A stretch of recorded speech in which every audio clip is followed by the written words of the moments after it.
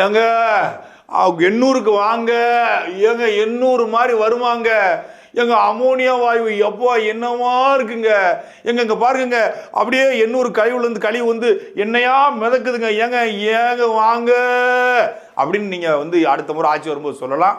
அப்படின்னு அங்க போய் கேளுங்க, எண்ணூர்ல கேளுங்க. வாக்களித்தவனுக்கும் வாக்களிக்காதவனுக்குமான ஆட்சியை கொடுப்போம்னு மரியாதைக்குரிய ஐயா ஸ்டாலின் சாமி கூட எடக்கா சொல்லியிருந்தாரு. எல்லாருமே சிசிடிவி போடுங்க, ஏன்னா திமுக காரங்க தெருவுக்குள்ள வர ஆரம்பிச்சிட்டாங்க, கக்கூஸ் வாலி முதற்கொண்டு கலவாண்டு போயிடுவாங்க. அதனால யார் வீட்டுக்கு வந்தாலும் தமிழ்நாட்டு மக்கள் சுதாரிப்பாருங்க. எப்படி வந்து உங்க கார்டு மேல இருக்க 16 நம்பர் சொல்லுங்க அப்படின்னு சொல்லி ஒரு ஃப்ராடுக்கார கும்பல் ஃப்ராடு பண்ணுதோ, எப்படி வந்து ஏடிஎம் பின் நம்பரை சொல்லி கேட்டு ஃப்ராடு பண்றாங்களோ, அப்படி ஒரு சீட்டிங் கும்பல் தான் இந்த கும்பல்.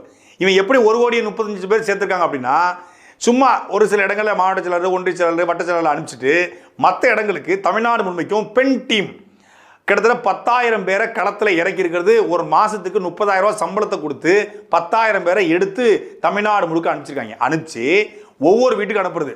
ஓட்டர் லிஸ்ட்ல உங்க பேர் இருக்கா இல்லையான்னு செக் பண்றதுக்காக வந்திருக்கிறோம், சரிபார்க்க வந்திருக்கோம் அப்படின்னு வீட்டுக்குள்ள போறது. போய் உட்காந்து இந்த மாதிரி ஓட்டர் லிஸ்ட் உங்க பேர் இருக்கா, உங்க ஃபோன் நம்பர் சொல்லுங்க அப்படின்னு ஃபோன் நம்பரை கேட்கறது. ஃபோன் நம்பரை போட்டு ஒரு ஓடிபி வந்திருக்கா சொல்லுங்க, ஓடிபி கேட்கறது. ஓடிபி வந்து போட்ட உடனே அடுத்த டிக்கெட் பார்த்தா திமுகவில் உங்களை உறுப்பினராக்கிறதுக்கு வரவேற்கிறோம்னு போடுறாங்க.